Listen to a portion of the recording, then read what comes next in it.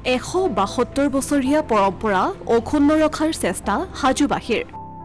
ভক্তক সিধাৰ লগত দিলে প্ৰকাণ্ড মাছ সমূহীয়া মৎস্য স্বীকাৰ কৰি ৰাইজে পালন কৰিলে পৰম্পৰাগত সভাগন্ধ উৎসৱ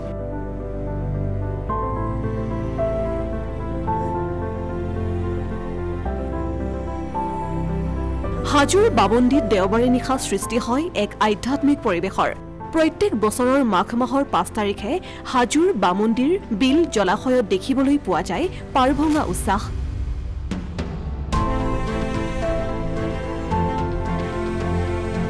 সমূহীয়াভাৱে মৎস্য স্বীকাৰ কৰি বামন্দিৰ 172 বছৰীয়া পৰম্পৰা অক্ষুণ্ণ ৰাখিবলৈ চেষ্টা কৰিলে ৰাইজে শীতল ৰৌ ভকুৱা আৰি আদি প্ৰকাণ্ড মাছ ধৰি এটা নিৰ্দিষ্ট স্থানলৈ লৈ আনে ৰাইজে পৰম্পৰা অনুসৰি হাজোৰ বামন্দিৰ বিল জলাশয়ৰ এই পৰম্পৰাগত উৎসৱত মাছসমূহক অতিথিক সিধা হিচাপে আগবঢ়োৱা হয়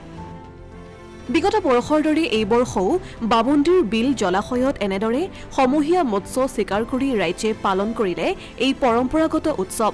অতীজৰে পৰা নিমন্ত্ৰিত ব্যক্তিসকলক সিধা দিয়াৰ পৰম্পৰা চলি আহিছে এই অনুষ্ঠানটো 1854 চনৰ পৰা চলি আহিছে আজি 172 বছৰ হ'ল গতিকে আমাৰ ইয়াত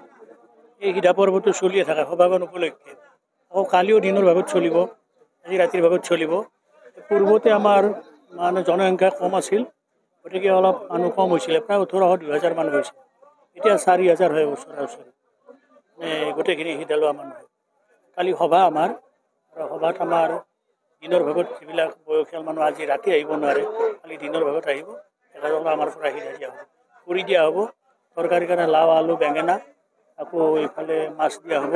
চাউল দিয়া হ'ব গোটেইখিনি মছলা পাতি গোটেইখিনি দিয়া হৈ যায় পূৰ্বতে আচলতে ঘৰে ঘৰে আমাৰ ৰান্ধি খাইছিলে চোতালে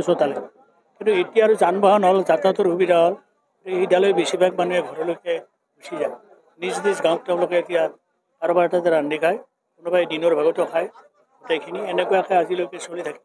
175 সংখ্যক এইটো আমাৰ সিধা দিয়া পৰ্ব 1300 পৰিয়াল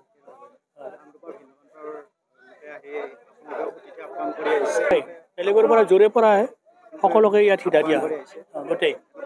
দক্ষিণ কামৰূপৰ পৰা আহে নলবাৰীৰ পৰা আহে বৰপেটা ৰঙিয়াৰ পৰাও আহে বিভিন্ন ঠাইৰ পৰা আহে কিন্তু আমি কাকো উভতাই নপঠাওঁ উল্লেখ্য যে 1854 চনৰ পৰাই অনুষ্ঠিত কৰি অহা এই উৎসৱে গৰকিলে এইবেলি 172 বছৰত অসমৰ বিভিন্ন প্ৰান্তৰ লোকক নিমন্ত্ৰণ কৰি অতিথিসকলক ভোজনৰ বাবে চাউল দালি তেল মছলা নিমখ লাও খৰিৰ লগতে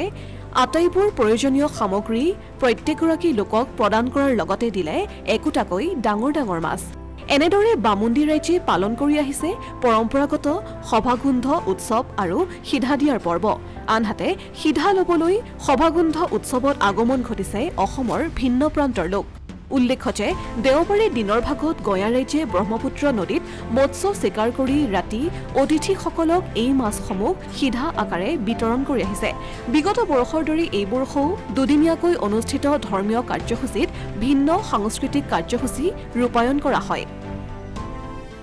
প্ৰত্যেক বছৰে মাঘৰ 5 তাৰিখে সভাগন উৎসৱটো পালন কৰি আহিছে আৰু এইবেলি আমি 172 সংখ্যক সভাগন উৎসৱ পালন কৰিছোঁ আৰু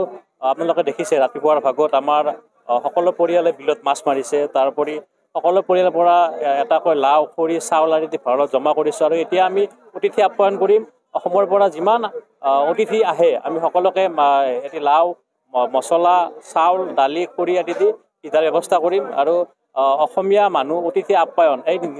নিদৰ্শনটো আমি প্ৰত্যেক বছৰে বামুন্দি গাঁও ঘূৰি আহিছোঁ আৰু এইবেলিও আমি একে অনুষ্ঠানটো আমি